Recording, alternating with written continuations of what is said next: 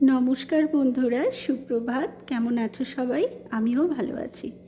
দেখো, সকাল সকাল আজ এসেছি মেয়ের সুইমিং সেন্টারে। আজ থেকে তন্নির আবার সুইমিং শুরু হলো। আজ প্রথম দিন বলে ওর সাথে এসেছি। 9টার মতো বাজে, আর বাড়ি এসে গেছি বেশ অনেকক্ষণ আগে। এসে একটু জলখাবারের ব্যবস্থা করলাম। একেবারে মেয়েকে নিয়েই এসেছি।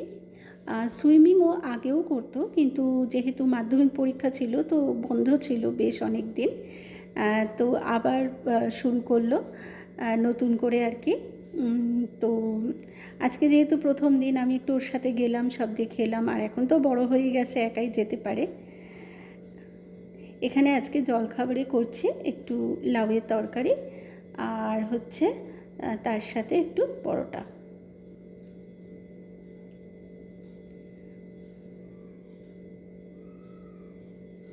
দুপুরে রান্না কমপ্লিট, রান্নাঘর পরিষ্কারও হয়ে গেছে, বাসনপত্রও মাজা হয়ে গেছে। রান্না হয়ে গেলে রান্নার সাথে সাথে আনুষঙ্গিক কাজগুলো তাড়াতাড়ি হয়ে যায়। আজকে আমাদের হয়েছে ভাত, তার সাথে হচ্ছে ডাল, মুগের ডাল আর কি।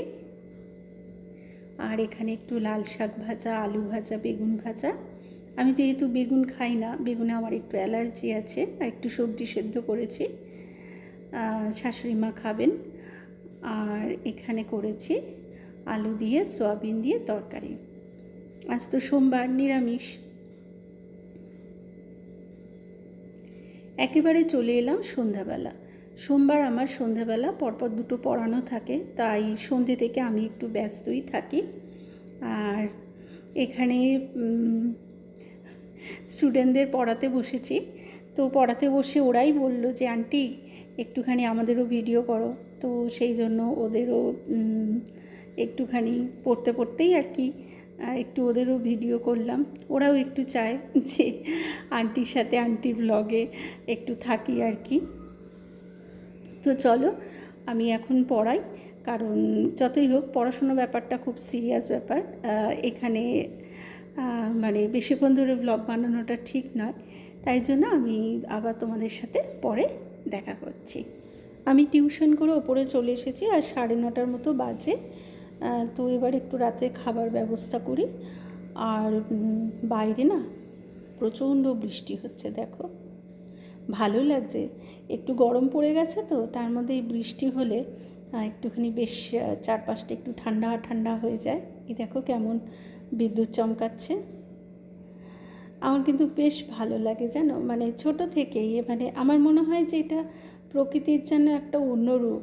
এই যে ঝড় বৃষ্টি, মেঘ ডাকা, হ্যাঁ, এগুলো তো আর মানুষের সৃষ্টি নয়, প্রকৃতির সৃষ্টি। তাহলে প্রকৃতির একটা যেন আলাদা রূপ।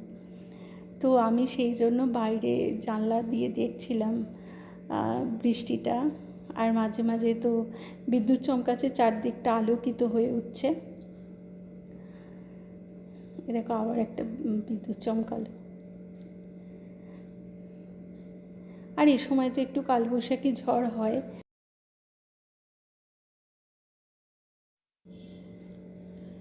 আজ রাতে মেয়ে বলল, মা বাইরে এত ঝড় বৃষ্টি হচ্ছে, আর একটুখানি গরম গরম লুচি করো। তো লুচির সাথে খাওয়ার জন্য এখানে একটু আলুর দম বসিয়ে দিয়েছি। এই একটু ভাজা মশলা দেব। আমি ভাজা মশলা করেই রাখি, ফুরিয়ে গেলে আবার করে রাখি।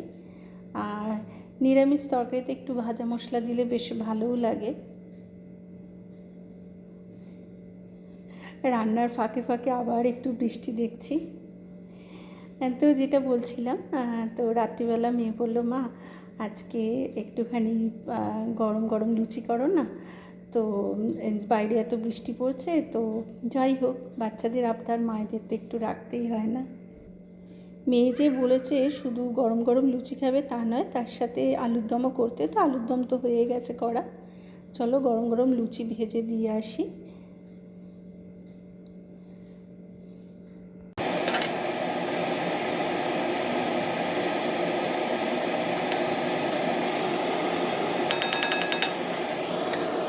ক্রমাগত বৃষ্টি হয়েই চলেছে। তবে ঝমঝম করে বৃষ্টি হচ্ছে না, আস্তে আস্তে হচ্ছে, আর সমানে মেঘ ডেকে যাচ্ছে।